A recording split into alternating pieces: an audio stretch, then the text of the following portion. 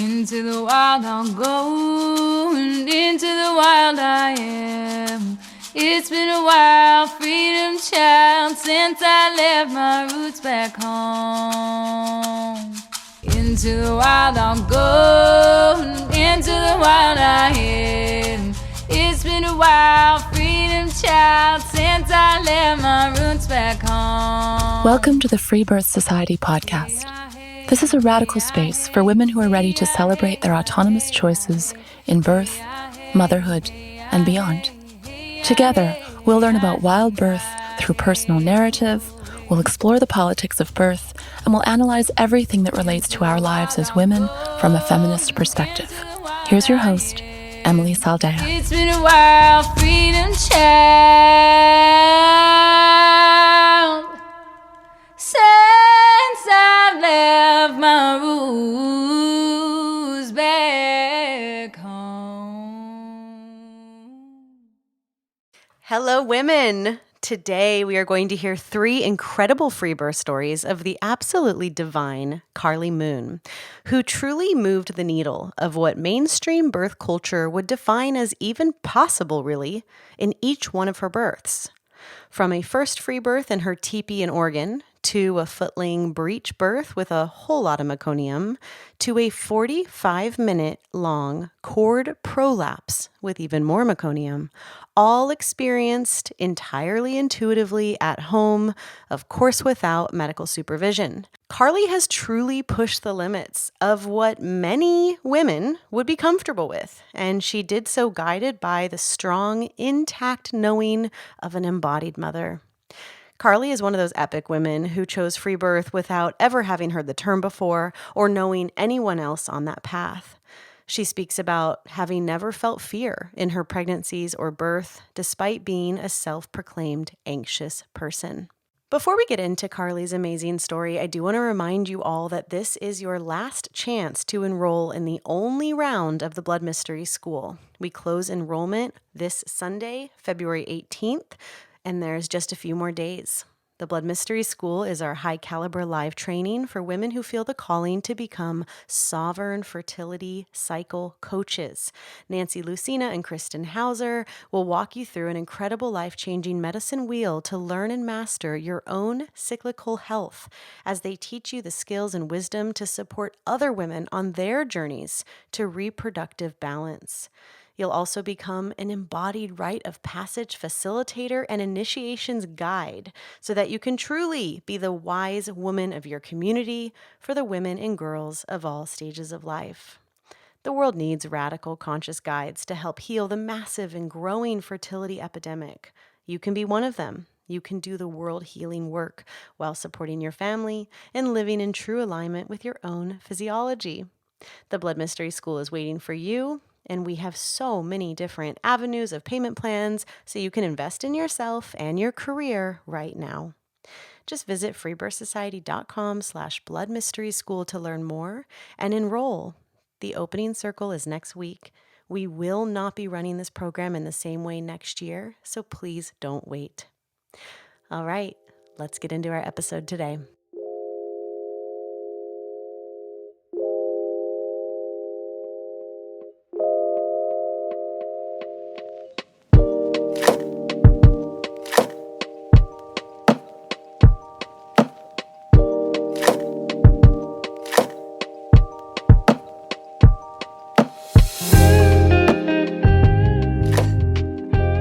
Hi, Carlee.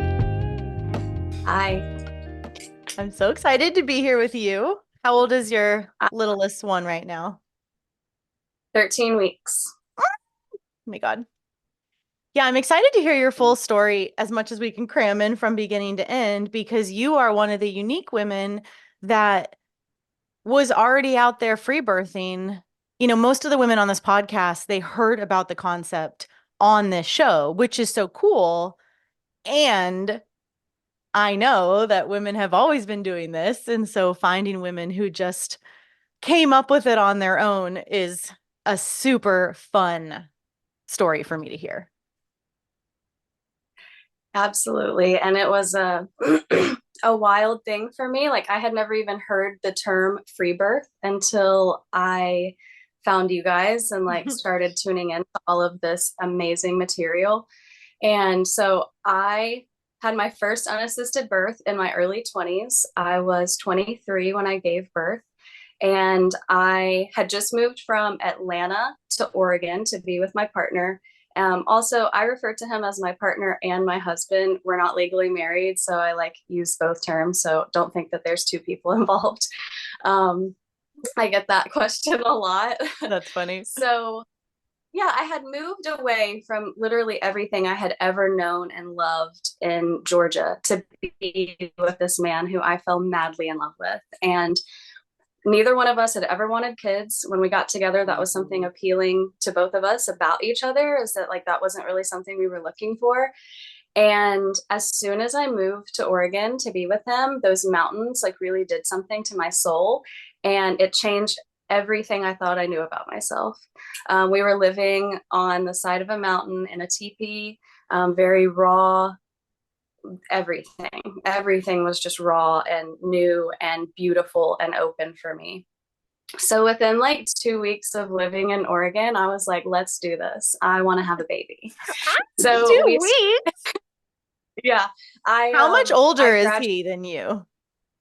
He's only a year older than me, Okay. Which is unique because most of my past partners had been significantly older or significantly younger. And it was just beautiful finding someone like, you know, my age. And I was in college when we met, and we met at a Grateful Dead festival and then fell in love on the side of the hill when I was trimming weed. And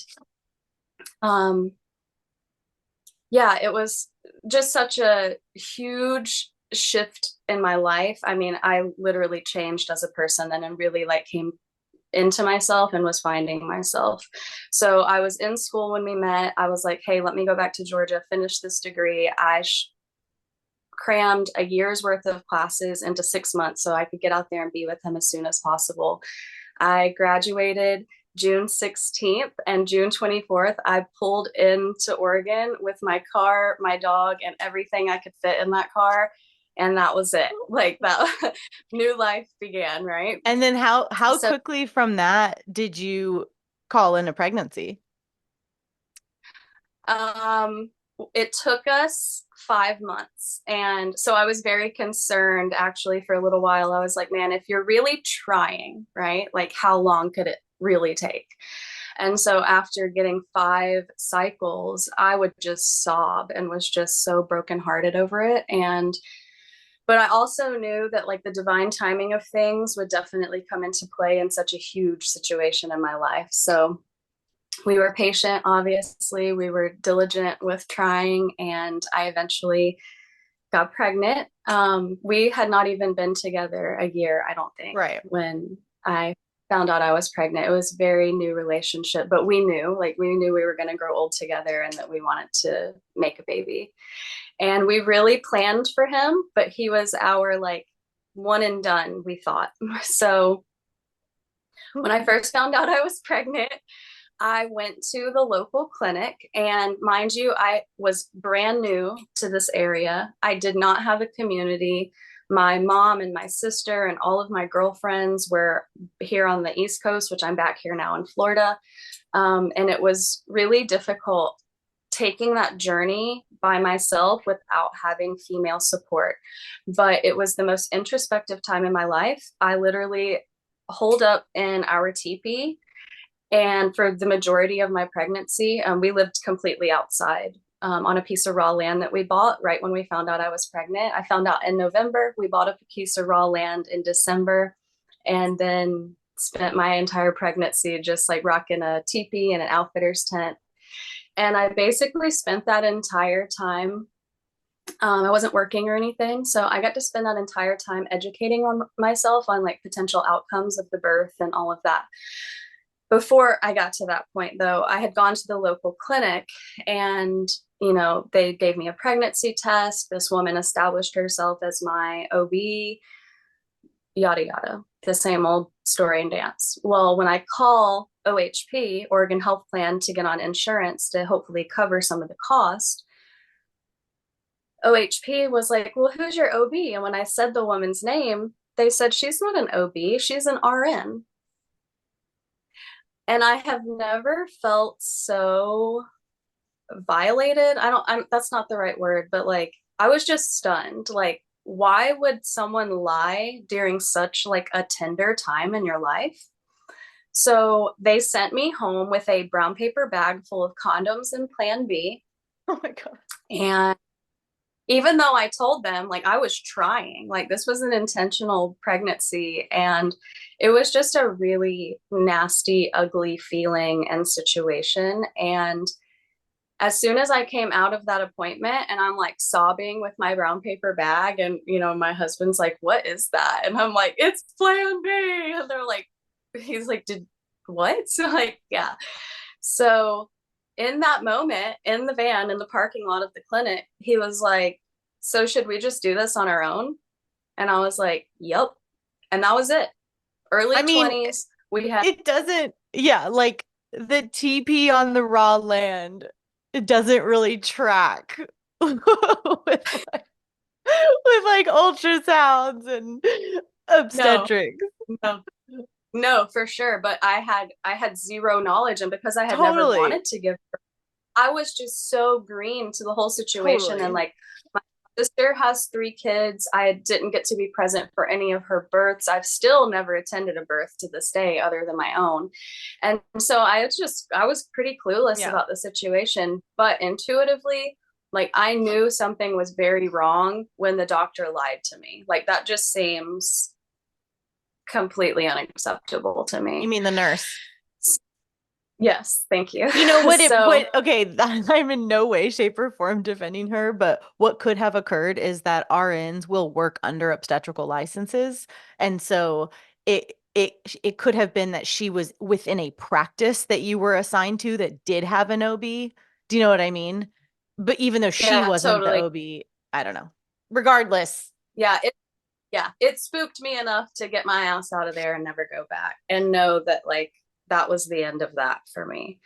And I also know that a lot of women, because when I have shared my story, a lot of women say, well, how do I get my partner on board with this? And I don't know how to answer that a lot of the times, because my partner is the one who proposed the idea to me. So when he said that, should we just do it on our own? I'm like, absolutely, let's do this. So I spent the entirety of my pregnancy doing so much research, and it was a really fine line for me, like educating myself versus getting hung up on things that could create fear within me, because I was so young, I was so green to this.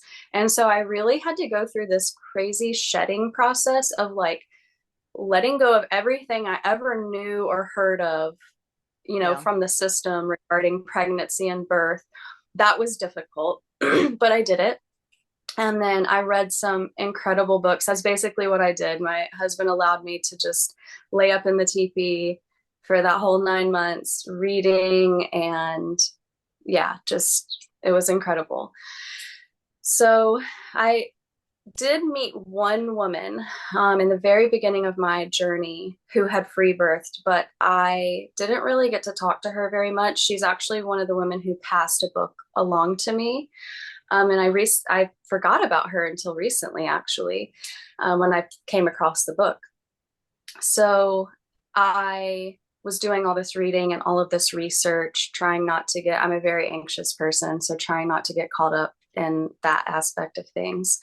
Well, we went to visit my family and my partner's family, and we shared our intended birth situation, and we got some really, really harsh negative feedback. It left us feeling pretty drained and defeated, and we made the decision at that point to just kind of mask what was going on our end, which I don't, you know, looking back, I don't think that was ideal for anyone, but to not let the stress of my family enter my process, it's just how I had to hold it down in that situation. So after visiting family, it takes a lot of maturity and skill to be able to stand in your choices within a family, within a community where nobody gets it and where there's fear mongering. I think that especially women's first pregnancies, they very often lie and withhold. And yeah, it's not ideal. And I think for a lot of women, they just like haven't yet learned the skillfulness and embodiment that it really requires to be like, cool, I love you, and go fuck yourself. Like that's Yeah. like most new young mothers don't know how to do that in a mature, boundaried way, but it's a part of our learning. Absolutely, especially in such a tender phase of like me leaving everything I had ever known to go be with a man that I hardly knew and Totally. start a new life. We had a family member look us dead in the face and say we were neglectful parents already and that we were fucking up and that our baby probably wasn't going to make it and just horrible, horrible things. And so from that point on, we were like, okay, we're shutting all of you assholes out and we're just like going to do the damn thing on our own and be very quiet about it. And that's exactly what we did. I had a pretty breezy pregnancy, honestly, the easiest, if you will, of the three, probably because I was so young and my body was ready for it. I went into labor at 6 o'clock in the morning and I labored for 23 hours. I had a birthing pool and I had this beautiful vision of birthing in the pool. That was a funny thing that sets my first birth apart, is that I did have expectations. For my second two, I learned, oh, you don't do that. Like, you're setting yourself up for failure and disaster, and you just don't do that. So, And just like attachment, right? Because it's one thing to be like, I'd like a pool there in case I want water. That's like yeah. one way, but it is funny. And it's usually only first time moms that are like, I'm having a water birth. Like, you have no idea Yes. what you're going to Yeah. like. Yeah. Yeah. Yeah. That was me. I was so sure I was going to have a water birth. And that was really the only thing we shared with people, was like, yeah, I'm planning a water birth. So I went into labor. I am anemic, so I knew I needed some iron and some boost in that way. And so I went to our little outdoor kitchen outside of our little space, and I was cooking myself a steak and holding it down through contractions, like keeping my steak going. And my partner and his best high school friend were the only two people on the property with me. And they were like watching me because I woke up that morning. I was like, we're having a baby today. And my partner's friend was like, yeah, right. Like, totally didn't believe me. And my husband's like pretty tuned in. So he's like, okay. And like, he was trusting that intuition. Well, I'm cooking this steak and the boys are like, should we do this for you? Like, are you okay? And I'm like, I fucking got this. Like, leave me alone. Let me cook my steak, eat my iron, and then I'm gonna go have a baby. So I got through that. It was probably middle of the day and I was just feeling it so hard. And so I wanted to get into the pool. Where our water was coming from a spring, so we were having to fill up this huge turkey fryer pot to boil the water to keep it warm because we didn't even have electricity. I mean, this is completely raw land. So that was wild to watch these guys like keeping my water cool or water warm for hours. I was in the birthing pool for 9 hours. And I got to this point where I was so exhausted. I was like, I think I'm done. I think I need to eat something and go to bed. And JD, my husband, is like, what the fuck are you talking about? Like, he made me some pasta. He put on a movie for me because I felt like I was in my head too much and I needed like a distraction to like get out of there. Okay, wait. Put some movie on. What movie? I wanted Juno, but he couldn't find the DVD, so he put on Knocked Up for me. I wanted you to say like Nacho Libre. Oh my gosh, that would have been good. No, I needed So you I needed wait, a you pregnant don't one. so you don't have power. How are you watching a movie? On my laptop. I had like a little separate disk drive that plugged into my laptop, and then we would play movies on that. So, it's distracting me. It's making me laugh. He makes me some pasta. He brings it in. I'm hanging over the side of the pool and I'm like shoveling this pasta in my mouth between contractions. Sometimes a contraction would come and I'd still have like a mouthful of pasta and I'm just like, ah. And I did use cannabis throughout all of my pregnancies. That was the only thing that got me through my morning sickness. And I was using cannabis in the birthing pool during labor. So that trifecta, the movie, the cannabis, the food, I was like so sure I was going to bed. And it was like, as soon as I tried to get out of the pool to start that process of laying down, everything shifted. And I'm pretty sure it was dark at that point.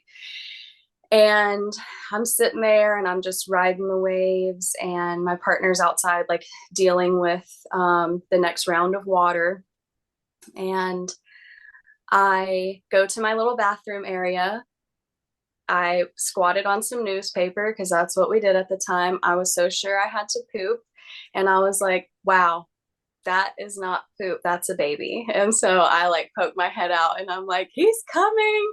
That's also something that I've known with all three of my births. My son, before conceiving, we knew it was a boy. Like when we were trying, we knew it was a boy. We already had his name. And he was very energetically present with us. I felt very sure of that. Mm-hmm. And so that was something else that people doubted me a lot on, is like when I would say, you know, very early, I'm like, it's a boy. And people are like, yeah, right. You don't know. And people love to just say it was a girl just to mess with me. So, I mean, you have a 50% chance of being right. Totally, right? And if I'm wrong, then whatever. But you're 3 for 3. I am 3 for 3. So I feel pretty confident about it. Yeah, that's getting there. Yeah. So I hit active labor, and my body is just like, get out of the water. So I did. I got out of the water. I had JD put some shuts pads down on the bed, and we had like a futon mattress, you know, just like that was our bed. And I moved over from the water to the bed, and it just so happened that we had 32 lit candles in our space at the time, which is really fascinating because that day the astrological sign shifted from Cancer, being a water sign, to Leo, which is a fire sign. And so I thought it was wild that my body like got out of the water and went towards the fire. And so those 30 lit candles, that was the light for my labor and my birth. So I hit transition, and girl, I did not know much about transition. And I started coming unglued a little bit. I mean, I had handled the pregnancy and the labor all day so beautifully, but yeah, I hit transition and I was like, I can't do this. And JD's like, baby girl, you got this. Like, he's coming. And I'm like he's crowning at this point. And I'm like, no, I can't do it. And I'm trying to like suck him back in. I'm like, I can't do this. Well, he's coming out, and JD's never seen a birth before. So he's like, he's coming. I'm like, what do you see? And he's like, I have no idea. I'm like, what the hell are you saying? He's like, it could be a foot. It could be a butt. I don't know. It could be a rubber chicken. Yeah. So I give him my cell phone and I'm like, turn the flash on and take a picture and show me. And so he does that, and he like holds the phone up to me, and I'm like, get it away. I'm like, it's his fucking head. So it was just his little head like squished, you know. That's why I could tell it, because the skin was all, you know, it does look insane though. It really does, especially for your first time. So his head comes out with a contraction, and it was so funny because I don't think JD really even knew like the direction that a baby would come out. And so he was like a little frantic about his face being right by my butt. It's like, his face is right there. I'm like, it's okay. And I'm just like waiting for that next contraction. Well, he came out in 2 contractions. I never pushed. Not a single time did I push. And that's something that I was trying to do too, because I was very hopeful not to tear, because my very young self, I assumed that if I tore, I would have to go to the hospital. And I'm like, I avoided a hospital this whole entire time. I'm not going to go put myself into that situation now. And I didn't know that I would heal better on my own anyway. So I'm really working hard not to push. And I just let that that reflex just work its magic. And he came out in 2 beautiful, very consistent contractions. His head came out in one and his entire body shot out with the next. And I spent a lot of my pregnancy wondering if I was having twins because of how big I was. Well, it was a lot of fluid because when I pushed his body out, it was like a tsunami of fluid. And like JD had to like wipe his face. Like it was crazy the amount that came out. So I read somewhere a long time ago that a woman on average, and I don't know if this is real or not, but a woman on average at time of birth will lose 25 pounds of matter, liquid, blood, placenta. There's a lot. Yeah, totally. And that is consistent with both of my latter births, my daughter and my most recent birth. I had weighed myself like right before birth and then after. And my daughter, it was like 22 pounds. And then with my son that I just had, it was 18. So that's definitely you're like an ocean. Yeah, totally. So he comes out and I was wildly on my back. Like that was the position that was comfortable for me. And I was like up on my elbows. I wasn't laying all the way back, but you know, I had my, my feet kind of towards my butt and my, you know, legs bent. And he comes out, JD grabs him, and I'll just never forget the way he looked in candlelight holding this beautiful, beautiful baby. And he says, "Here's your baby," and put him on my chest. And that is one of the most special memories of my entire life. So his cord was really short. And so I couldn't like get him up to me, you know, like his head kind of met at my chest, but he came out and I'm just like swimming in all of what just happened. And I was getting the shakes really bad. And so I hopped in the pool to get warm and asked. So at the time of my birth, I'm sorry, I forgot this little detail. 2 weeks before I gave birth, we had a tiny house, a prefabricated tiny house cabin wheeled in. It's still like, it had RV hookups and stuff, but it's still like we were on a spring water, no power, like wild. So JD had rigged up a hose through the hot water heater in this little cabin to the shower. And after I got out of the tub, I wanted to get in the shower. I don't know. That was just like intuitively what I felt. It wasn't planned or anything. It's just like what I was needing. So he got the shower going, all rigged up and making that happen for me. We get out of the pool, cord still attached. And I was so like in that bliss, like that birth bliss period. I don't really remember looking at my son a whole lot until I got in the shower. And that is like where I fell in love with him. Well, this is probably like 20, 30 minutes after giving birth. And JD comes in, gets me in the shower, leaves to go get a towel or whatever, comes back in and he's like, how are you doing? I'm like, I'm doing fine. I was, in retrospect, I'm so amazed that I was like standing up showering at that time. Yeah. And he said, "It is a boy, right?" Like we never even checked to see if it was actually a boy because that's how like certain we were of it. And so we looked and we're like, woo. So I get back in bed. We let the cord just go white and stop pulsating. And he cut the cord.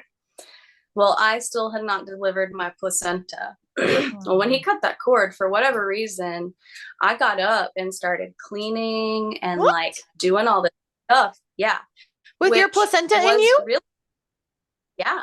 Oh my God. It was really unnecessary to do because he went into like cleanup vibe. He was like sterilizing things, like getting bloody messes out of the way, you know, getting ready to put us back in the bed that I had just given birth in. And I always explain it as like the craziest high of my life. Like there's nothing in the world I can compare it to. No substance, no feeling, nothing. It was wild. I felt like my eyes were big and I had so much energy. It was crazy. He's sitting on the bed holding this freshy baby. We had a deer hide that we were going to put the placenta stamp on. And so we had him wrapped in the deer hide and he's like staring at me and he's like, I don't think you should be doing this. I think you should probably sit down. And I'm like, I'm fine. So I'm just up doing all this stuff. Well, we had this big, beautiful, like ceremonial bowl that I was planning to deliver my placenta in. And he kept asking, like, what's up with the placenta? What's up with it? And I'm just like, I don't know. So for an hour, I trucked like that. And then all of a sudden, I felt a contraction coming. And I put a shucks pad down on the floor and I leaned on the countertop like this. And he knew what I was doing. And he was like, no bowl, huh? And I was like, nope. And I just pushed and that placenta splat on the floor and like splattered. I bet. And like, I'm pretty sure the splatters are still in that cabin to this day, which we still own. It's out in Oregon. So yeah, after that, I was done. Like after the placenta came out, I felt the way I would have expected to feel when baby came out.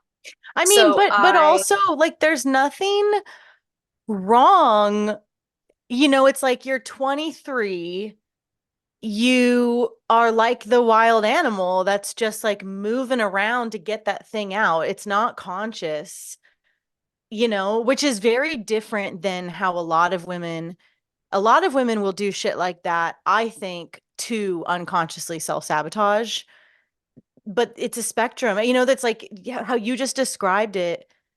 I don't think like a 40-year-old woman would do, you know, like I think it yeah, has a lot to do with the youthfulness of just like, I'm going to move around and get this placenta out. I mean, you go on to obviously have more children. My guess is you don't do that again. But I think a lot of women will hear that and be like, oh, that's like wrong. You shouldn't do that. But I love that it's like you're high for an hour and then you lean and you just plop out this thing and then it's totally different because there is something very wild animal about that movement, you know? oh yeah, and it did. I mean, at the time, I was conscious of that, and I'm like, wow, I don't know who I am right now. Like even the noises I was making in labor, I'm like, who is this person? Like it's so crazy, and all the wild, vast spectrum of feelings that I felt during pregnancy and birth, and this is consistent with all three. Fear is never ever an emotion I visit during birth, and I don't know how I'm so blessed to have that, but it is a really really magical part of my process. um, Especially identifying as an anxious person, oh yeah, I am extremely anxious, and I mean heart which is rooted racing, in shake. fear. Yep, absolutely. So, and it was crazy. Like as I'm walking around cleaning, and JD's just sitting there holding the baby, like, oh my god, I think it's like the second time he had ever held a baby in his life too. And the cord, I'll never forget the sensation of the cord slinging between my legs and like spraying blood everywhere, like dripping blood everywhere. So I deliver the placenta. I get back in bed. It was like 3 in the morning at that time. I pass out. I wake up at 6 a.m. to the sunrise with my beautiful baby beside my beautiful, amazing partner. I seriously, as a 23-year-old man, 24-year-old man, I don't know how he held it down the way he did, but like I could have not asked for a more beautiful situation. The Awesome. birth, the labor, him, Yeah. I mean, just everything. It was really perfect. And when I wake up, I'm like, I gotta pee. Well, mind you, I don't have women in my life coaching me or like supporting me through this process. I'm just doing the damn thing. I didn't know about Perry bottles. So I go to the bathroom to pee, and I guess I had a lot of micro tears. I didn't end up tearing. I attribute that to being in the pool for 9 hours. I think it, kept me really soft and whatever. Maybe I'm just not meant to tear, but I guess I had some micro tears when I sat down and peed. It hurt me Mm-hmm. so bad. Yeah. I came out of the room and I was white as a ghost. Oh I no. was shaking. I could like hardly speak. And JD's like, oh my God, are you losing blood? Like what he's thinking that it's like my iron deficiency. He's like, what is going on here? I'm like, I just peed and it was more painful than birth. And he's like, oh no, what do we do? And I'm just like, I don't know. And I just like laid back down with the baby, and he nursed beautifully. He nursed right away. Everything was just so breezy and peachy with him. And like, he's 11 now, and he is such a product of that birth. Like, if you know Liam, he is just as magical as his entry into this world. And I just really could not have dreamt up a more ideal scenario. Mm-hmm. So after I had Minus my son, the peeing fire. yes, that was horrible. And I had that the same actually thing. didn't, It felt like 1,000 paper cuts. I just like yes, it, cried every time I peed for yeah, 3 days. yes. So my mother came out 3 days postpartum. And when she got there, and she's trying to tend to me and care for me, and she's like, "Where's your sitz bath?" And I'm like, "My what?" And she's like, "Your sitz bath." And I'm like, "I don't have one." Well, we were like 45 minutes from the closest like actual town with like big stores. Mm-hmm. And so she was like, "I have to go get this for you immediately."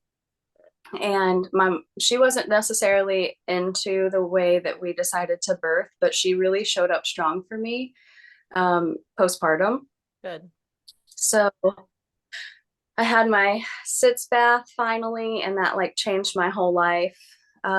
Recovery was so. I didn't know, in all the research I had done about pregnancy and delivery, I had not done any research on postpartum. It just never entered Yeah. my mind. And so I was very like clueless in that process, and felt very like alone and a little isolated, and like I didn't know what to do at times. And that was really tricky for me to navigate and get through, which I did. My grandmother was actually very sick at the time. And so 5 weeks postpartum, I flew across the country from Oregon to Atlanta. And I should not have done that. I was not ready for that. My body Whoa. wasn't ready. I ended up in like wheelchairs, like having to get people to like push me through the airport. Oh I my was God. verbally assaulted in Atlanta by a cop about having my boob out breastfeeding in public. And I unfortunately did not know my rights in Georgia. I did in Oregon, but I was just like young, new mom, very tender stage, going to see my dying grandmother because it was like her wish just to meet my son. Hmm. So that's what made that recovery very tough for me. One, being clueless, and two, being clueless and not having the support that I really needed. I'm sorry. And then That's such a funny way to summarize. Like, one, I was flying across completely clueless. like I had no idea what was going on. It was Totally. awful. Who does? So Oh, that's funny. it took me, yeah, it took me a while to bounce back from that. So we got past that birth, beautiful, magical story, thought we were one and done. However, when my son was probably about a year old, I started doing women's circle work. And it was all via phone. It was women all around the country and the world. And these beautiful wisdom circles that I was a part of, multiple, back to back, sometimes multiple at the same time. I even led one at one point. And it changed my life. It was like the first time of feeling like I really had like a true, like feminine army that I was a part of, and that they were behind me and they supported me. And we talked about the most like intimate and beautiful spiritual things. And we talked about birth. And like through that work, I felt this little female soul wanting to come through me. And I was very against it at the time. And I think a lot of it had to do with my immaturity, because I have always really struggled with female relationships. And I was just really scared to raise a girl. I did not think that I was ready for that or capable, to be quite honest with you.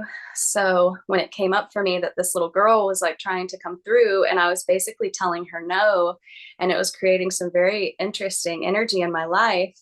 But I told all the women in my circles, I'm like, I believe that unexpectedly later in life, I will end up pregnant with a girl, which I know that there's kind of two ways of thinking on that. Some of it was intuitive, and obviously some of it is what I wanted, right? Like it wasn't solely this feeling I had. Like obviously I was calling it in some way or another. So cut to my son being 7. I think I was 7 when I found out I was pregnant. Not trying to conceive. My husband had just switched careers and had just like bought a commercial fishing boat and was gone a lot. So we hardly had any time together at that point. And I was running my business, which I started when I was pregnant with my son. I still run my company. It was birthed in the teepee while pregnant with my son. And I attribute a lot of that creative burst to him because, you know, that being in that portal, it just like opened my mind to things that I had never like felt or seen or thought before. So I'm in the heart of growing my organic clothing line. My husband just switched careers and as a commercial fisherman, gone a lot. My son was like into BMX racing at the time. He was going to a private school. I was running a studio with, I think I had about 8 or 10 team members at that time. And we were transitioning from Southern Oregon, planning to move to Eugene so that I could grow my business because I was having hiring issues in Southern Oregon. And I thought going to a college town would help me be able to hire more people and all that. So we were literally like real estate shopping and making this huge transition. And I was doing a flash sale for my business one Sunday. And all morning I was like, I think I'm pregnant. I think I'm pregnant. And JD's like, you do this every month. You're fine. Everything's fine. And I'm like, go to the store and get me a pregnancy test before you leave because he was leaving to go fishing. And he was like, I'm not doing it. You're tripping. Like everything's good. So he leaves. I finish with my flash sale. And like an hour later, I am like, Liam, come on, we're going to the store. Well, we never go to Walmart and we go into Walmart. So my son is already like, you know, like we're like, what is going on here? So we go to the aisle with the pregnancy test and I just really wasn't ready for him to be aware of the situation, but I don't leave my kids with people. So like my kids are always with me. And so that was just how it was going down. So I walk up to on this aisle and like one side of the aisle is like feminine products. And I'm like pointing at things and like trying to distract him while the pregnancy tests are on the other side of the aisle. And I just like grabbed one real quick and he definitely saw it and was like, oh, Mom. And I'm like, oh, please don't be mad. So I love the like you trying to be a magician. Like, look at that. It's so funny. I was like so out of sorts about it because I'm just like, first off, how did this happen? Well, I know how it happened, but JD was gone so much. It was like, what, when? So I take the pregnancy test. My studio was just a couple miles from the Walmart. I go to my studio. I pee on that stick. Girl, I'm telling you, those lines lit up so fucking fast. Like there was no question, like none. Like I didn't even have to wait the full 2 minutes or whatever the hell it is. So I'm just sitting there like, huh, that's interesting. I like hide the pregnancy test. Don't say anything to my son. I call JD and I'm like, hey, guess what? I just peed on a stick. And he's like, oh shit. I'm like, yep. He said, first thing he said to me, it's a girl, isn't it? And I was like, you betcha. Because it was the little girl that we had, you know, I had always felt. So in his path to get from where we were to his boat, he has to drive through the Smith River Canyon in California and there's zero service. So he says, it's a girl, isn't it? And I said, you betcha. And the call dropped. Cute.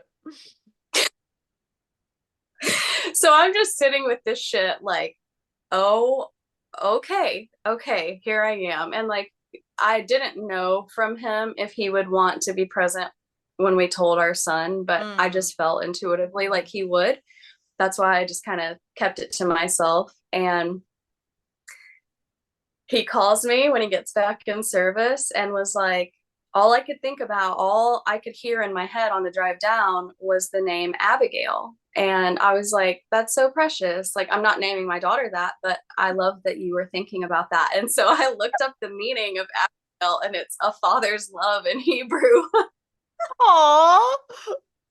Yeah. So like, He is a very intuitive, spiritually developed individual. He's got a lot of experience with like pranic healing, and he's just a really, really incredible human. And I was like, yeah, so sweet, but no. And I loved that he was really in tune that way, though. I mean, he had no idea what Abigail meant, but I loved that that was his, and what he came up with. So we decided, once I got to talk to him, like, he was stunned. I was stunned. And, you know, I'm like, do you want to wait until you're home to share with Liam? And he's like, yeah, absolutely. So he comes home, we share that. My pregnancy goes on. When I was 6 months pregnant in the heart of the pandemic, this is May of 2020, that we relocated from Southern Oregon to Eugene. I wasn't opening a facility. Yeah, I wasn't opening a facility in Eugene yet, but I was gearing up. That's why I was moving up there. So moved up there, heart of the pandemic. Did not have the best of experiences with being out in that town while pregnant. It was honestly just like very draining and kind of brutal. And to go back to my son, he came at 39 weeks. So it was before my 40-week mark. My second pregnancy, my 40-week mark came, and I'm still very pregnant. And because I didn't have to like wait on my son, I was like beside myself. So I finally went into labor at 41 weeks and a few days or something. And I had this beautiful birth space set up in my house. I had my pool. I had a bed beside it because at this point I know like it could go either way where I will want to give birth. My father was there. He was actually recording the birth for us because we recorded my son's birth, my first birth, and the video disappeared from the memory card. And we always just said, we got to watch it one time, and then there was some technical malfunction, and I've always just said that was a moment meant for us. Actually, my husband told me that because I was distraught about it, and he was like, baby girl, that was meant for us, and that's it. So it was a very like intimate moment, you know. And then my daughter's birth was so different. I had my really good friend Sarah there, my dad was there, my son was in the pool with me when my daughter came out, obviously my partner, our dogs, my mom came. So it was a much different situation. But I'm in the pool laboring. My water broke in the pool. My water actually broke in the pool with my son too. So at that point, I had only had experience of water breaking in water. Well, there was like meconium in the water while my daughter was emerging, and my son is really into fish, and he's got like multiple fish tanks in his room. He's like, he knows everything about all of it. Well, he's like, and we have this on video, he's like, is that algae coming out of her? And like, we all just lost it. Basically, Liam, basically. Yeah, pretty much. So I'm pushing. I had to push this time, which was very different from my experience with my son. And something felt very different, very, very different. And I just could not figure out what it was. And at one point, I looked at my husband and I was like, something's wrong. Like something is off or different. And he told the people that were in the room with us, he said, you guys know how a hospital has a waiting room? And they're like, yeah. And he's like, make one. And so they left the room, and it was just him and I and my son. And he's leaning over the pool, like holding my hands. And he said, do we need to go? And he was asking, like, do we need to go to the hospital? And I was like, no. So within a few minutes, I figured out that it was her foot. She was breech. She was footling breech. And so I actually figured that out. And then I said, she's footling breech. And he said, do we need to go? And I said, no, I got this. I just needed to know what was going on. And then set in the primal just power wave that, again, I looked at myself in those moments and I'm like, who is she? Like, she's amazing. Like, I want to be this person all the time.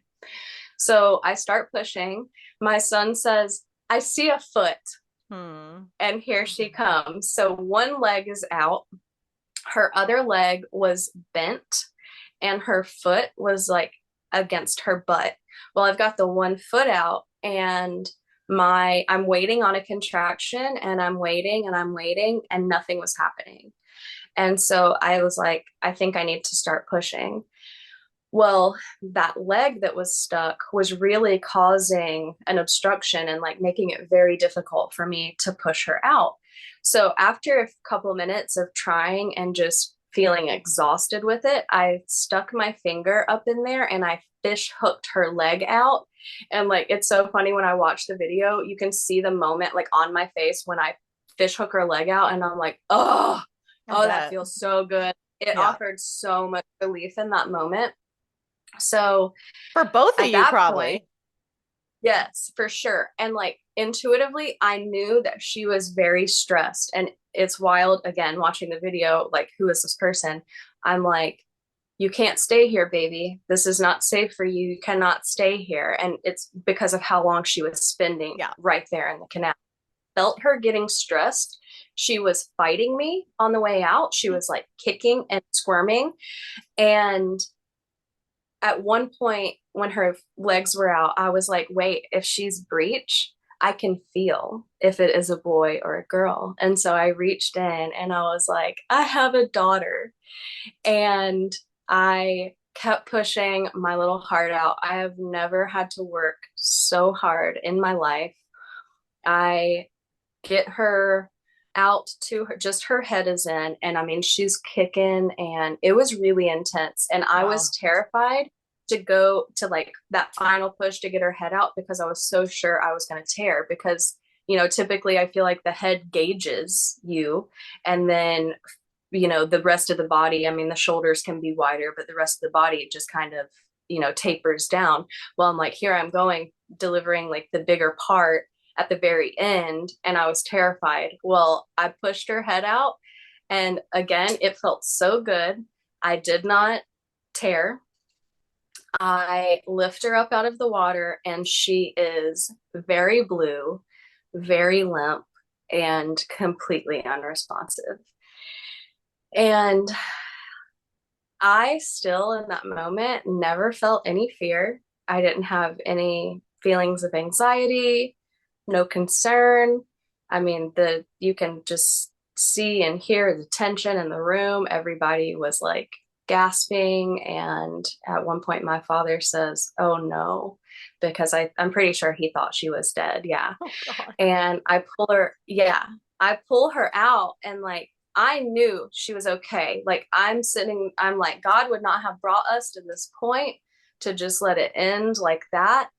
And I knew that she was okay. I knew that she was going to pull through.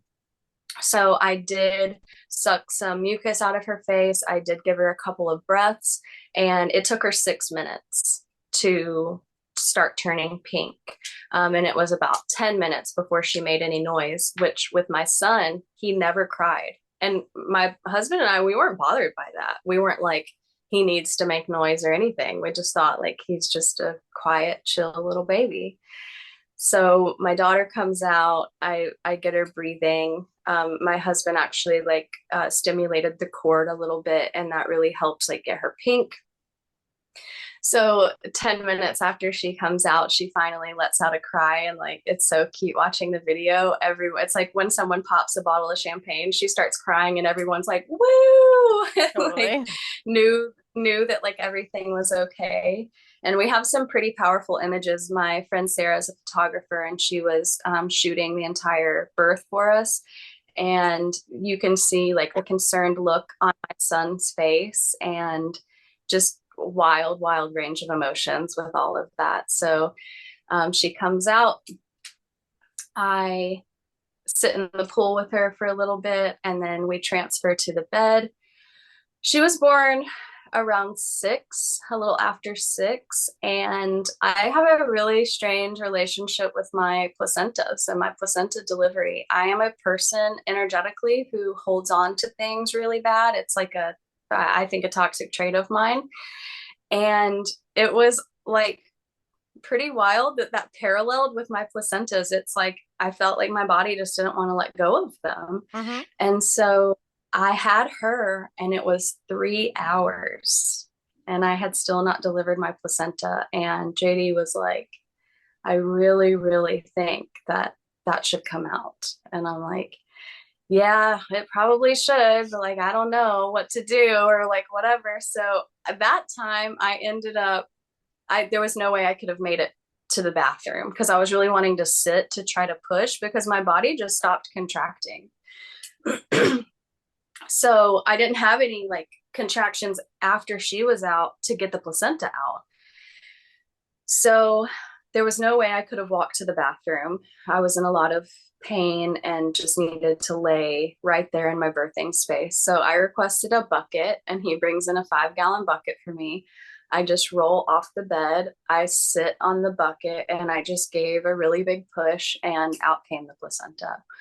But it was 3 hours. So that was a pretty lengthy stint. You know, I thought the hour with my son was long, but then the 3 hours was pretty wild. But I did not have that high that time that I had with my son. Like I was worn out as soon as she came out. So we have her, she comes out, she's beautiful, she's healthy. She is, we call her Hurricane Freya because she is wild, so wild from day one until current. And okay, then we're sure we're done, right? Like, when are you going to learn? Yeah, like that's it. Well, in 2022, I had this huge awakening and shift within myself. I had rebranded my business to kind of reflect how much I had changed in life. My daughter had brought this like softness to my reality that I didn't feel like I really had before.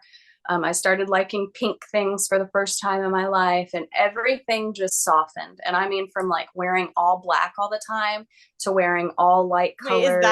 Is that like when you attract Meg, Sister Nettle, into your life as like the pink goddess? No, no, she was actually a part of Sinu Moon. We were collaborating before that happened. She came in probably about a year before that transition, but I mean, knowing her and our now, I definitely think she knew that was coming, or like was tuned into that for sure. So yeah, I'm living in Eugene. It takes me about a year to find my space. Open this 5,500 square foot studio. I have a team of like 20 people. Nice. It was madness. I don't leave my kids with people. So my children, I'm homeschooling my son in the studio, training all these people with. Will you speak to that? What do you mean when you say I don't leave my kids with people? So we are completely away from family. Like when I moved to Oregon, all of my husband's family is in like the Midwest, and my family was in Atlanta. And so we had 0 family members. And I honestly like don't have a ton of like super close friends in person. And I'm just kind of I'm a mama bear. My claws stay out with my babies. And I just don't I don't have like sitters and stuff like that. So my kids are always with me, even as challenging as it was to be like holding a baby, breastfeeding, training all these people, homeschooling my son, and like doing all of this stuff simultaneously.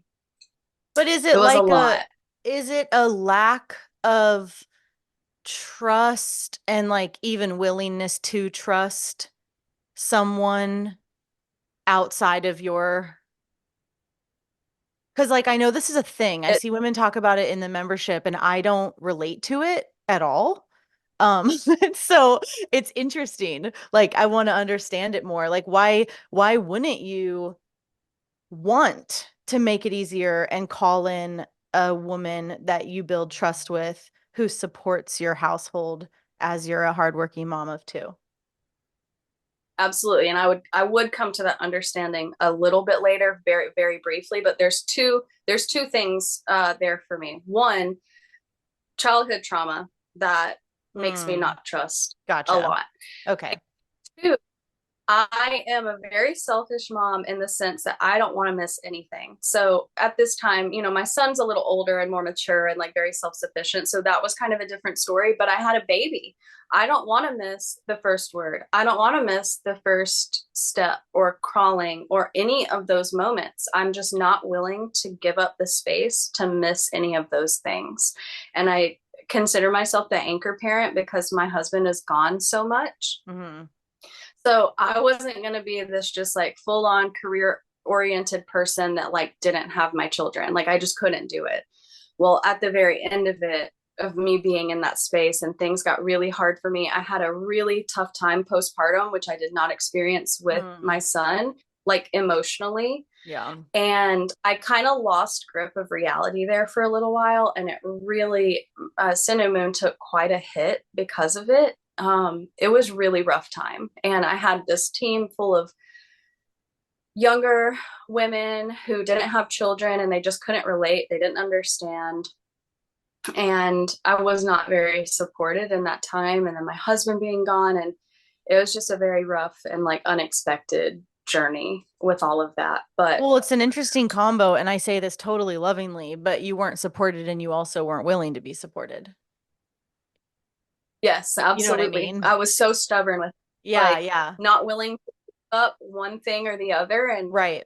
it supports me either way. Like if I want to be a boss babe, solely career oriented, he will hold it down for me. If I want to be a stay-at-home mom, he will hold it down for me. So like he is supportive of whatever I want to do, but it was me. Like it was all me. I know that I got in my own way for that whole endeavor, that whole experience. But postpartum emotions are so different than anything I've experienced in life. And like I wasn't ready, and I was not handling it well. And so things started to kind of crash and burn on me. And I realized like when we moved to Eugene, it was not because I wanted to live in Eugene. It was because I needed a bigger staff and like more people and a different, Eugene's a great place to have an organic clothing line. And so we wanted to have a little retail space and like, mingle with the community and whatnot. Well, I very quickly realized that was not what I wanted. It was a 5-year plan. It only lasted 3 years because we were like, we need to get the hell out of here. This is crazy. So at the end of my time in Eugene for 6 months, when I was cleaning out my facility, closing down that space, packing up our house to move, all of that, I finally found this incredible girl. Her name was Sophia, and she was my kid's nanny for about a 6-month period. And that did definitely offer me a lot of relief and like transitioning out of this huge dream I had for my business and then being like, this is not what I want at all. And having to like completely like reprogram my mind to be like, what is it that I'm being called to right now? Or like, where am I headed if this didn't work out? I mean, I sunk so much time and money and energy. It was wild. It was a lot to shed and let go of. So I did find a little ease in finding someone that I trusted, and she was so amazing in every way. I could not say enough beautiful things about Sophia. The kids loved her. She showed up in all the ways that I needed her to, and that really offered me the support that I needed during that transitional time. So at the end of 2022, as I'm closing down my space and like, just like, what the hell am I doing? Where is life taking me right now? I started on a healing journey because I have all of this childhood trauma I'm completely aware of, but I feel like there's tools that I don't possess to process some of it, despite me trying very hard and educating myself and working with people, working with myself. I was just stuck with it. And so I started working with this healer. And I was purging a lot. And I went through this wild spiritual awakening. At the same time, I was working with this incredible woman who was a trainer, nutritionalist, hormone specialist. Well, I didn't realize that a ton of my issues that I was having with my health, like adrenal problems, thyroid problems, all of this was stemming from my hormones.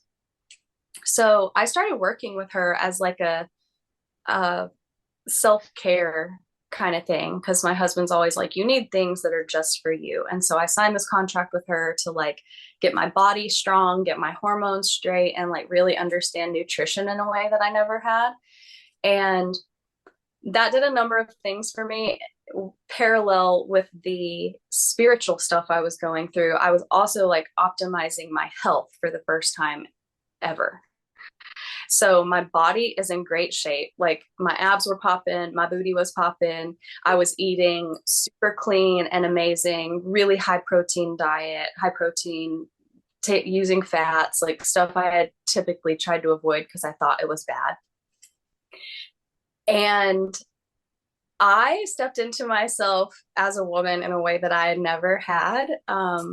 Very like a lot of sexual energy came up for me, and it was really powerful. And I was being very brave and very confident in my intimate time with my husband. And next thing I know, I'm pregnant again. Completely.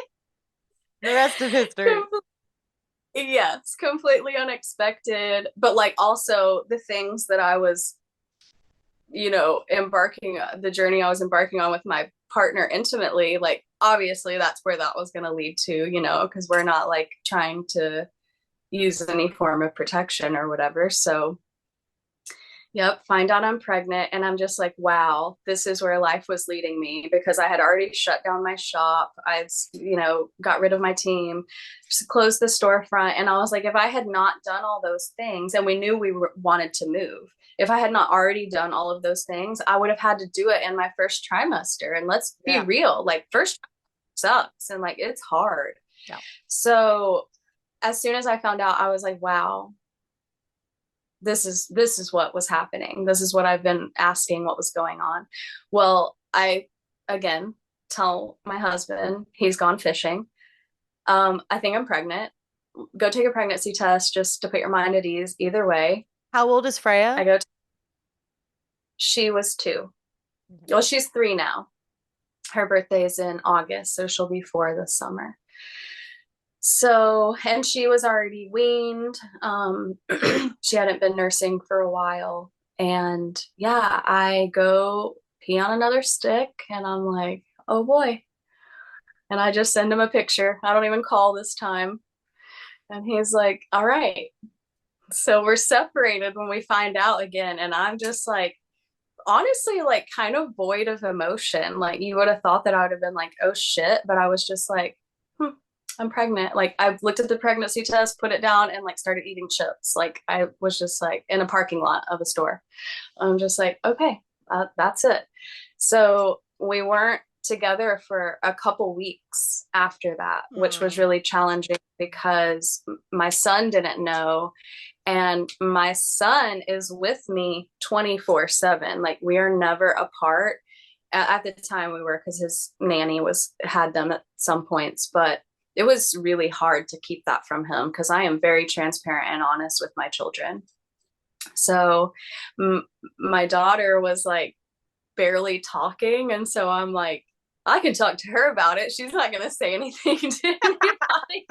Do you think that in hindsight, it was worth not telling Liam just so that JD could be present in person? Like, was that important? I don't know. With Freya, I think it was because it was his first younger sibling. It wasn't expected. It wasn't planned. And he did. But it also wasn't weeks. Hard. Sorry. Yes. He was upset. Like when we told him about my daughter, he just got really still and quiet. And we were like, what are you thinking, buddy? And he was like, new baby, me. And that reaction, I think, is what encouraged us the second time to be together again, which he had a different reaction to. But I don't know. It was hard to keep my but as a family, like laying that all out, like that did feel good to me. Mm-hmm. So, and we actually drove down because I couldn't wait on JD to get home from fishing because I was just like wanting to explode. And so we actually drove to the coast where he was working so that we could get an Airbnb and all be together. And to be completely transparent, when I found out that time, I didn't want it. I was like, I'm not doing this. I talked to a lot of women about how to stop the whole situation with plant medicine. And it was so funny because women that I connected with in that time, whether they were moms or not, they were all like, what are you talking about? You're going to have this baby. And ultimately, my husband was like, we're doing this. Like, let's do this. We got this. And it was all fear-based thinking at that point. So in my pregnancy, my first trimester, we had not told any of our family members yet.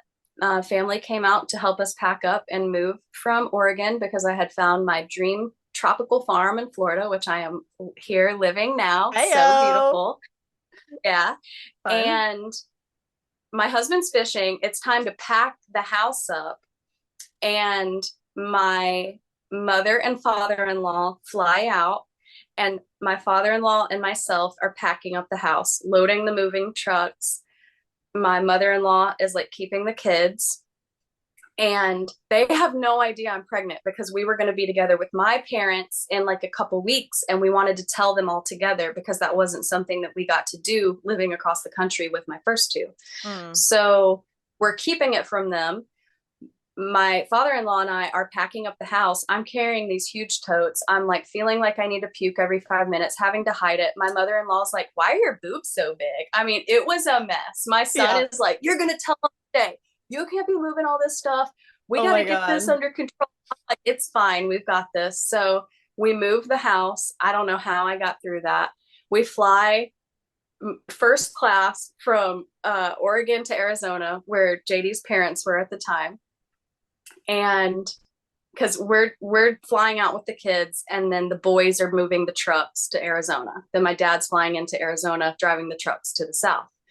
Well, first class flight, I'm having to say no to free booze. And my mother-in-law is like, have some champagne, what are you doing? And I'm like, oh, I'm just not feeling it. Classic. Somehow we got through. You're like, I would take some weed though. Yes, I would. Do you have a pen, please? Yeah, that was pretty rough. So we get to Arizona. My parents fly in. And it's wild because we never have all the family members together like that. And we had bought scratch-off tickets, scratch-offs to let them all know, beautiful. We have the reaction on film. It was great. So then we have to take the journey from Arizona to Georgia driving. First trimester, terribly sick. It was awful. It was one of the worst experiences ever. So we get here. I pretty much isolated myself for the duration of my last pregnancy. I was just a hermit. I didn't really do anything with Sinew Moon. I wasn't doing anything creatively. I was trying, but my head just wasn't in it. Really intense pregnancy. I was very, very sick. I was very immobile at the end because just like my body was just hurting. And so 40 weeks comes around. I'm like, sorry, okay. but you come to MRF. I meet you. Yes. Thank you, ma'am. Thank you. Oh my gosh. You didn't isolate yourself for 1 week. Yeah, it's true. It is so true. And what a profound thing, because Meg, I mean, I decided that like a couple weeks before the event. Meg is like, you need to come. These are your people. Like you've been doing this since you were young, and like this is what all these women gather for. And you hadn't met Meg IRL, right? And no. So cute. No. Yeah. So I'm like, fuck it, I'm gonna do it. And I was so supported. Like JD was like, yes, you should absolutely do this. My mother-in-law bought the ticket for me. Aww. And Meg was like, the thing that got me to go is she said, my dream is to go to Matriarch Rising about 6 months pregnant. Well, I was 6 months pregnant. And I was like, Man, okay, I'm doing it. So I came, I met all of you beautiful women. It was one of the most amazing experiences of my life. I could go on and on about that, but I won't right now. And that definitely offered me some support and something spiritually and energetically that I didn't even know that I needed Mm. desperately. So after that, I really did come home and I was just a hermit. I mean, I hardly left the farm.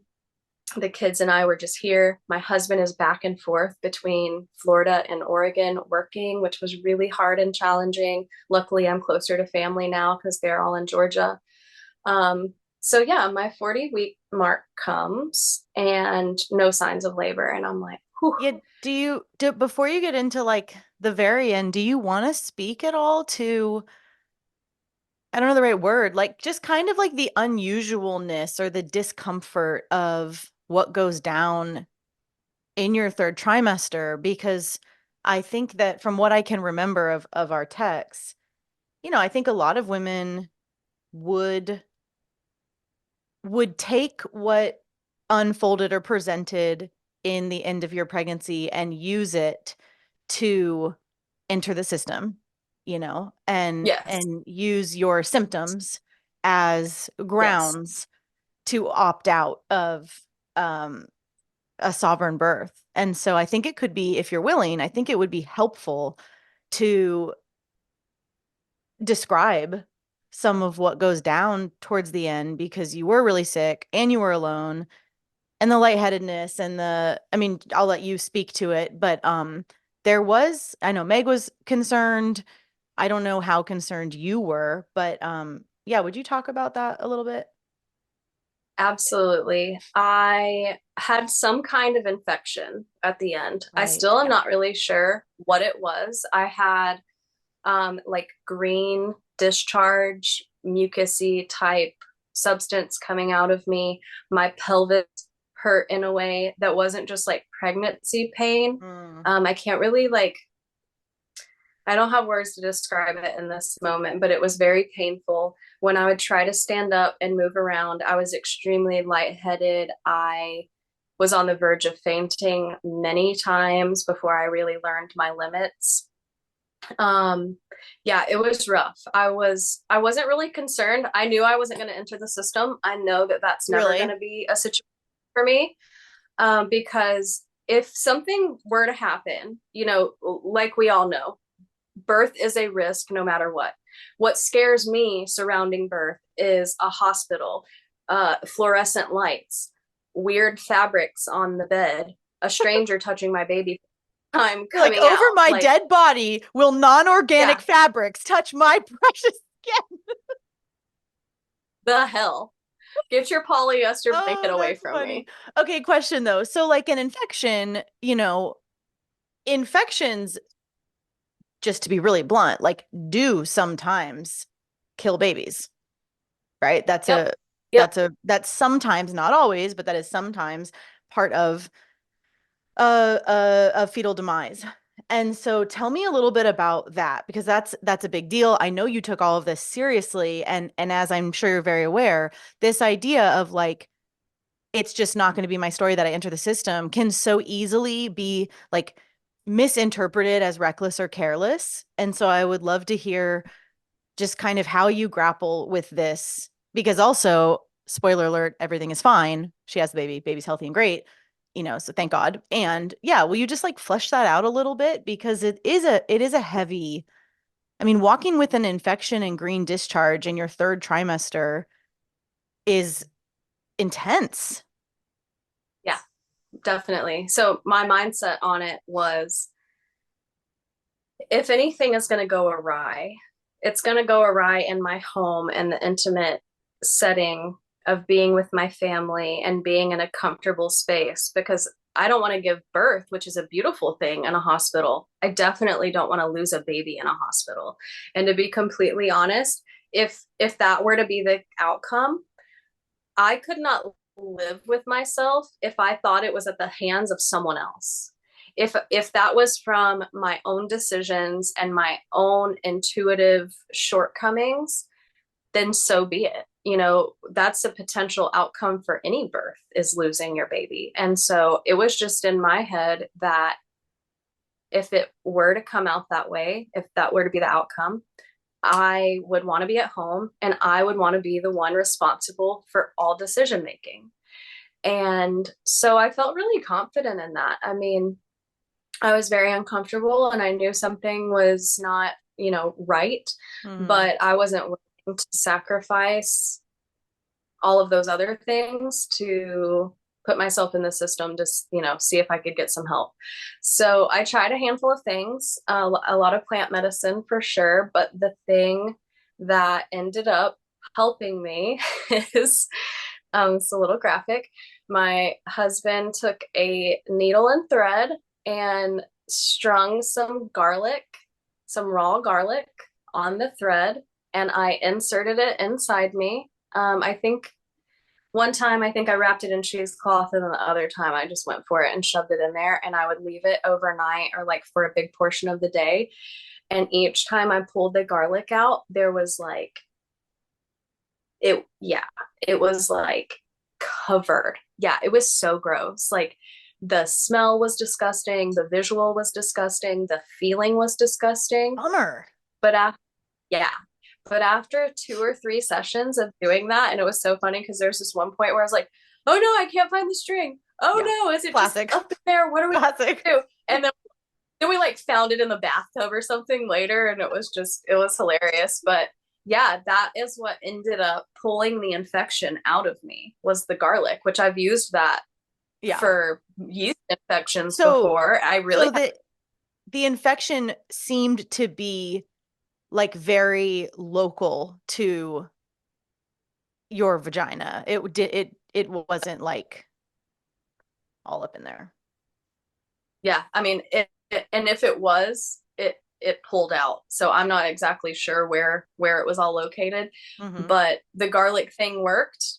And after like 3 or so treatments of that, I was fine. I mean, I was still like uncomfortably pregnant, but like the infection was gone. I wasn't feeling feverish anymore.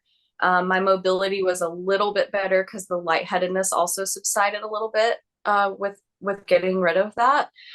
So that really shifted things for me and got me in a more positive space at the end of that pregnancy. But it was a Wednesday, and my daughter does ballet, and my husband was getting ready to go to ballet, and I lost my mucus plug. And are you sure it wasn't a clove of garlic? It might have been a little chunk of garlic. So yeah, my mucus plug comes out and I'm like, shit, he is not going to go to dance. Well, we had hyped it up that day because we're just like here waiting on this baby, and my daughter really needed that. So I was like, take her, I'll be okay. And he's like, what the hell are you talking about? I'm not going. And I'm like, you're going to go, you're going to take her, and we're going to be fine. You probably got an hour. I ended up laboring for 2 days after that. So that was on Wednesday. Baby wasn't born until Friday. So obviously, if I had been in the system, they would have cut that baby out of me real quick, or at least, suggested it because of the timeline, the infection. So I go into labor finally. I psyched my family out multiple times. This time it's just my husband and my kids. He had filled up the pool for me, I think 3 or 4 times. And, then I had to have him drain it because it wasn't time. So I finally go into labor. He's cooking me a chicken pot pie from scratch because that was like, I needed some nourishment, whether I was still laboring or postpartum. And everything was just so chill because it had been going on for so long. None of us really knew like where it was headed or when it was going to happen. So that's my third water baby break, in summary. Yeah, seriously. So this was 42 weeks. So my first birth was 39, second 41 and some change, and then this one was 42 exactly. My water breaks, and I'm on like this little bed beside my birthing pool. My husband's right there in the kitchen. He can see me. And this is my first time having my water break outside of the pool. My water breaks and the entire cord spills out. And when it comes out of me, it was like U-shaped, right? Well, like as I looked down at it, the cord spiraled onto itself and like twisted itself up. And I'm looking down and there's a ton of meconium, which again, if I was in the system, they would be like, oh, nope, umbilical prolapse, meconium, we got to get that baby out of there. And when I'm like, whoa, the whole cord came out. And my husband goes, well, that's not good. And I just do have a video of this birth, and I just look at him and I was like, why? Like, just like, what's wrong? Why is this not okay? Like, So you there's didn't feel nothing wrong worried? here. Nope, not at all. Never, no fear, no anxiety, no stress. It's How wild. much of the cord fell out of your vagina? A lot of it, probably like 2.5 feet. With your waters opening?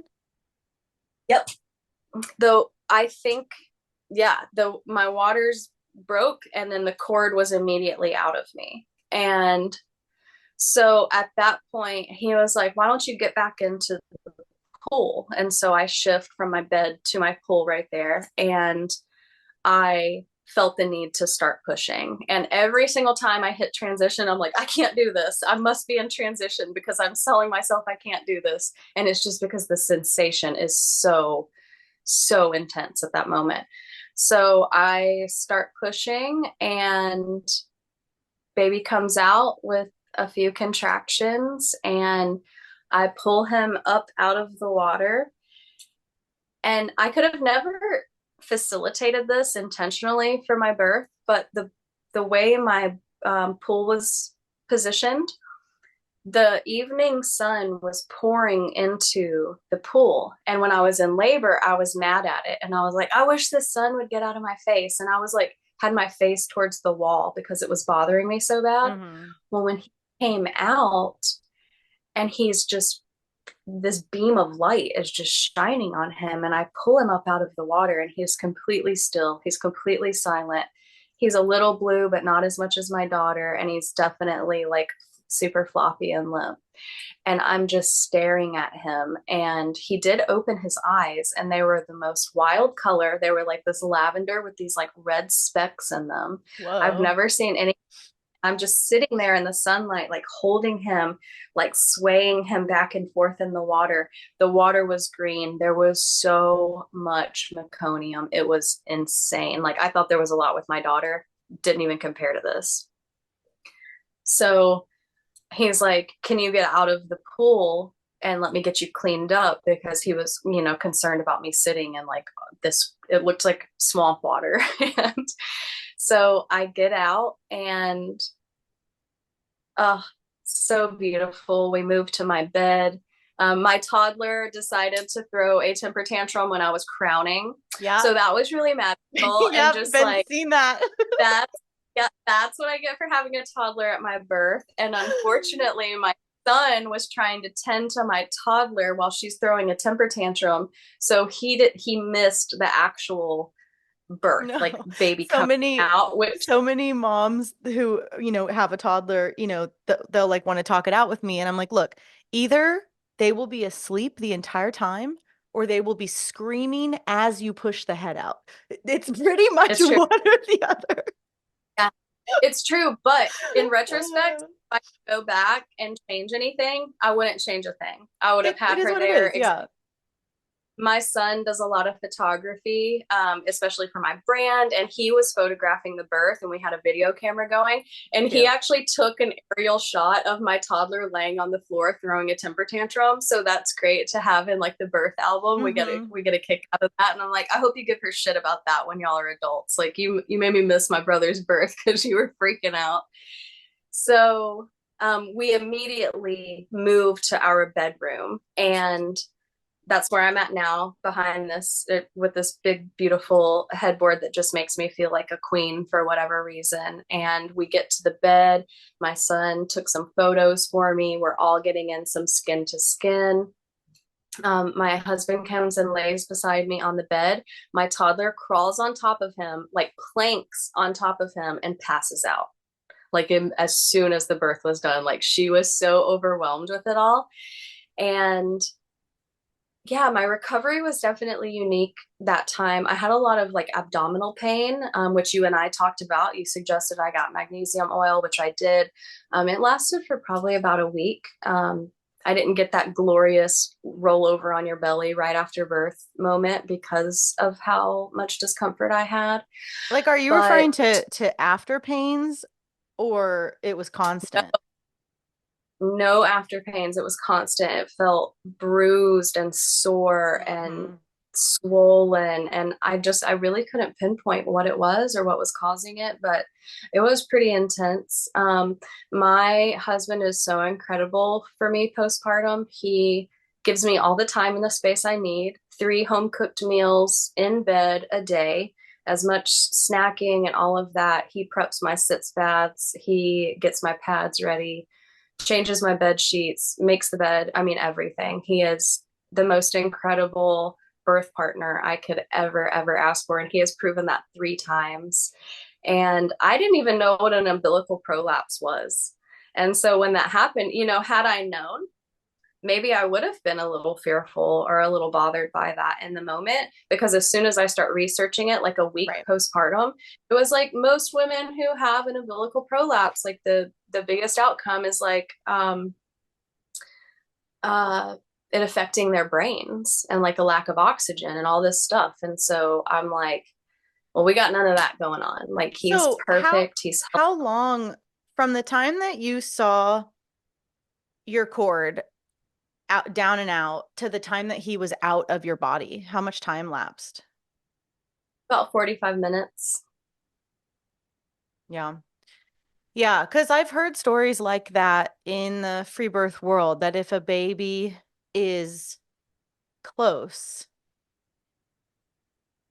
that it just has a different set of possibilities, than if the baby is not close, which makes sense to me. Right. Yeah, and he came out. I mean, he had those first few moments where he was like not super responsive, and I honestly just like wanted to watch him transition very slowly. But my partner was definitely getting a little antsy, and so Mm. that period of time was really unique to kind of sit in that space and like, how should we move forward with this? But we got through that, and he's beautiful, he's healthy, he is an exact clone of my husband. It's hilarious when he's holding him, it looks like he's holding his little baby self. But of my births, my first birth was so beautiful and breezy, and then the second two are, they're not complex, but the medical world would view them as complex. And that's why I'm so interested in sharing my stories, is because after I had my daughter, I was like, okay, I had a footling breech. That was wild. If I have another pregnancy, or another birth, it would probably be more like Liam's. Not the case. And I can't help but wonder if God gives me these processes because he knows I'm going to execute them this way and not put myself in the system. And then I get to share these stories with other women because I'm like, Right. look, ladies, unexpected footling breech. I did it. My daughter's amazing. Umbilical prolapse, tons of meconium. There was also tons of meconium with my daughter. These would have both merited my baby being cut out of me. And look, Both of they're those here. situations are considered undeliverable, like Yes. Yeah. it's not like we don't even, so Yeah. that's what's so fun about the sovereign birth world is like obviously women have been birthing forever, and the wide range, the spectrum of normal, like we're just moving the needle into this, I often think about this phrase like the great remembering. It's like we have cultural amnesia because of obstetrics takeover. But before that, and I can't know with my like mental knowing, but I can use logic to deduce that your birth stories would be considered completely normal, even uninteresting, right? It's like you went into Yeah. labor, you had a baby survived, and now you have a baby. Like that's pretty much the Yeah. story, right? And yeah, so I Yeah. agree with you. I do think that it's so important to tell these stories because They are provedly normal births, and we don't have that in mainstream narrative. And so women are groomed to be not just terrified, but to succumb to incredibly risky, spiritually and physically risky, interventions, all the way to major, major, major surgery that then, I know you know this, but I'm just going to follow the thread, that then results in most cases around the world a requirement to subsequent surgeries, which then results far too often in maternal death, in serious hemorrhage, all this insane surgical stuff. And so we have lost, you could say, or damn near lost the needle of normalcy because of the takeover. And so we're out here on the fringes, talking about what is normal and having lived to tell the tale. And that's um, it's pretty powerful because it's inarguable. It's like, any idiot that knows nothing could say, "Oh, you got lucky." That's fine, except why do I now? Why have I heard multiple stories of cord prolapse and then a healthy baby? Why is that? Why do I, why do I know about all these stories? And I'm not saying it should be taken lightly, or anything like that. And I would never suggest when talking about this stuff that it doesn't or can't uh, result in a fatality, because I also know those Mm-hmm. stories, so but that is what you're pointing to. Like, birth is risk, life is risk. And when your consciousness and your whole family's creed, is to experience normal birth, you wind up walking with a far wider range of stories like you exemplify. Yeah, absolutely. Because I'm pretty sure I would have had two C-sections at this point if I had been in the system for those births. But Mm-hmm. I I did it. I let my intuition and my body speak to me and guide me. And that's a question I get a lot from women, is like, how do you tune into your body in that way? And I really don't know how to answer that, because that's just how I'm wired. And so it's not something that I have to think about or work towards. It's just how I'm wired and programmed. And that's just how Well, I handle it. I would give yourself a little more credit than that. You choose it. It's become so normal to you in choosing it that it might feel now like the water that you swim in or whatever. But, you also like lived in a teepee on raw land. Like the lessons and life choices that come with being willing to get that stripped down and that raw and that rugged and that connected to um the basics of life, that does something big to a human, so Absolutely. I don't think it's just that you're wired that way. I think it is also that you have chosen to wire yourself that way. Thank you. Thank you. Yeah, it's definitely not been like an intentional path, but man, it feels pretty amazing. And then I've just really held these stories, like my son and my daughter, the first two births, I really held those. And I didn't really talk about them a whole lot Mm. because people were so critical. And like I had not found my people. Like, y'all are my people and y'all understand this and you live it and you breathe it.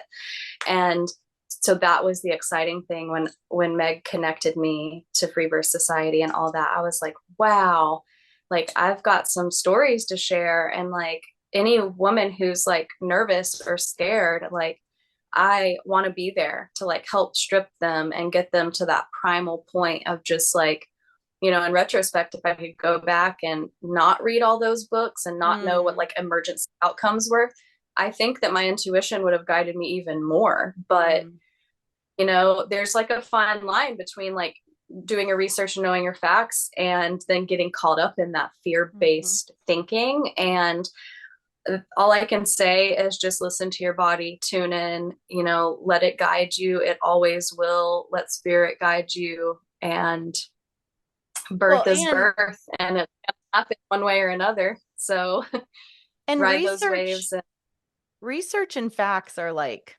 okay, like what even right. does that Yeah. mean when we know how meddled and subjective and curated research is? I would like piggyback that to to be like what we've seen with this podcast is like, listen to the women. Who are the women who are mothering in a way that you're attracted to, who are birthing in a way you're attracted to, and what are they doing and what do they have to say? And, quit listening to, like the assholes you don't respect. Like stop doing that, and who are the women or even men writing books on childbirth. Love it. I mean, it's satire, right? No. I can only assume that's satire. Yeah, just no, like that's not it. That's not where it's at. So don't. It just can be so much better. Maybe it's something, but it's the women are what's up. The women with the lived experience is really like the whole point. And it's the most impactful, like inarguably. You can see that with even what FBS has done. It's so impactful. Okay, we have to go. Yes, thank you. As much as I could do this. What? We're already planning number 4, so adorable. I said spoiler. We're planning number 4, so hopefully I have another story to share sometime. So cute. I love it. Thanks for having me, Emily. I really appreciate you and appreciate all your support at the end of my pregnancy and postpartum. You really showed up for me in a strong. Really, really appreciate that. Especially showing you all the hideous pictures of us to make you laugh. Thank you for that. And the sunning, so beautiful. Yeah, exactly.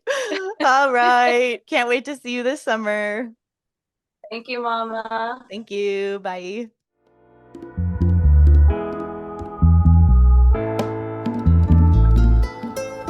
I hope you enjoyed the show today. You can support this podcast by donating to it on freebirthsociety.com and leaving an awesome review on whatever platform you listen on. The more reviews, the more visibility the show gets, so let's spread the word of sovereign birth. We've always got a lot going on at Free Birth Society, and you can find out about all of it at freebirthsociety.com, at Free Birth Society on Instagram, and opt in to my newsletter below in the show notes. We offer courses on free birth, authentic midwifery, and the blood mysteries, as well as one-on-one coaching, in-person retreats, and of course, our annual Women's Festival.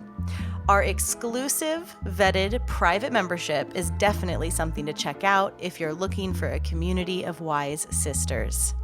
Together we rise. We must speak our stories, claim our lives, and support one another. This is the living revolution, and I am so grateful to be in it with all of you. I'll leave you with our epic Free Birth Society theme song, Wild Woman by Aruba Red. I honor you for the wisdom you held, the ancient traditions of plant medicine and womb magic. I feel the spirit of the ancestors as I place my hands upon my belly. This sacred portal will be honored. Eons upon light beams of survival, withstanding the eradication of our power by design. I will not allow the separation of our young to be forced upon me.